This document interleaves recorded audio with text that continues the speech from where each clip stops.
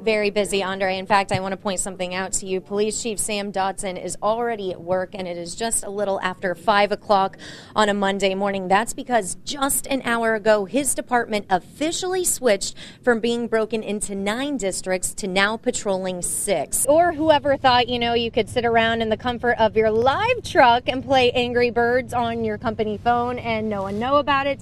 Think again. With it being an election year, you can imagine that today's speech is pretty much just another step on the campaign trail for Quinn. All state legislators will be back in Springfield next Tuesday to officially begin their spring legislative session. I will stay in close contact with all my sources in Springfield, keep you updated on anything that happens there that could impact all of you living right here. According to CBS News, the president is going to use his executive authority to raise the federal minimum wage for some workers to $10.10 an hour. That is a huge leap from the current $7.25 rate. Andre, first off, I have to point out what is happening behind me. You see 2 police officers walking away. You see the flashing lights. This guy just ran a red light a little bit down from where we are. The cops saw him, pulled it over, and then scanning up. Check it out. That is a red light camera. Now we're going to go ahead and show you one of the new parking meters that we found. You see there is a flashing light, and you come down here, even if you don't have a quarter to put into it, that is okay. You can use a credit or a debit card. Last night, County Police held a special retirement celebration for this man, Chief Tim Fitch, and all 3 of the lieutenant colonels who were vying for his job were there. I met all of them. They were all very humble, but they also told me, you know what?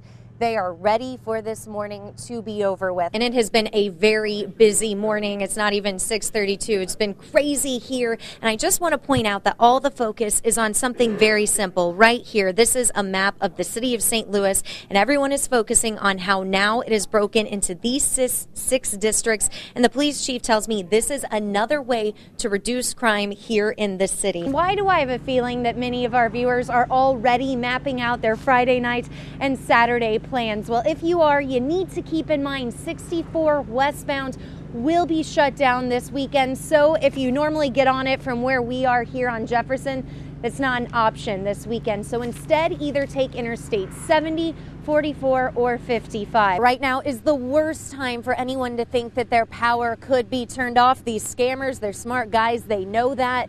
That's why they're not just going door to door posing as Ameren workers.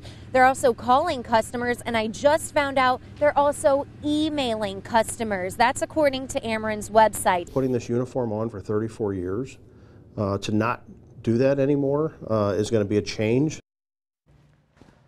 Today is the last day Chief Tim Fitch will put on a St. Louis County police uniform. This comes after 5 years of being the man you, and certainly us here at News 4, held accountable to keep you safe. Laura Hettiger was the only TV reporter to sit down with him on his next to last day on the job. She joins us live from County Police Headquarters. Laura, the chief has been pretty open with the media. What can we expect on his final day? We can pretty much expect the exact same thing, Claire. Now, he is going to make this a classy exit, and if he does have any time, he will probably agree to last-minute interviews, and he will be just as open, I'm sure, as he was with me yesterday. But don't expect any of his answers to be juicy. Juicy is his word, not mine. Now, I'm sure some of you have followed his blog. You know he gets quite candid on those. I did ask the chief if he was going to post any type of goodbye message on there. So far, he has not this morning, but he says if he does, again, do not expect any juicy details. And we can also imagine he's not going to mention any of the controversy that sometimes surrounded his office. I want to go out on a positive note and talking about the positive things that this department's done, not just in the last 5 years, but in its history, and then set it up really for the next chief to walk in and say, I've got it from here.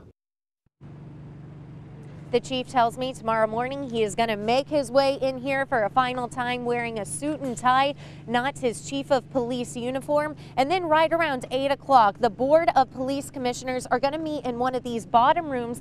They're going to discuss the 3 candidates, make a final decision, and then they are going to announce who is the new chief of police for St. Louis County. As soon as News 4 finds out, of course, we'll pass it along to all of you. Reporting live in Clayton, Laura Hettiger, News 4. Laura Hettiger is live inside police headquarters this morning. And Laura, you had a chance to speak with Police Chief Sam Dotson. I did, Andre. In fact, we were the first to speak with the chief really just minutes after that transition took place. And he tells me right at 4 o'clock this morning, everything went the exact way he wanted it to and the way he expected it to. We're going to go ahead and show you a map. First off, you're seeing what it looked like at 3:59 this morning. The city was still divided into 9 districts, and now it's divided into 6. Chief Sam Dotson says the new boundaries were drawn up based on crime statistics. Therefore, each area should now be patrolled by the same amount of police officers. So this puts more officers into the neighborhoods so we can do hotspot policing. And I was very serious. Hotspot policing is not a fad, it's not a trend, it's the way we do business every day. So we staff the city with districts, with beats, 24 hours a day, and then each captain has additional officers on top of that they can go block by block and neighborhood by neighborhood to try and address problems. I hold accountable to fight crime and reduce crime. This is a change that hasn't happened in 52 years, but hey, don't expect it to be another half a century for a change like this to happen. I did ask the chief, how long will it take for him to reevaluate this redistricting plan? Hear his answer to that coming up in my next full report at 6:30. For now, though, we're live at police headquarters. Laura Hettiger, News 4.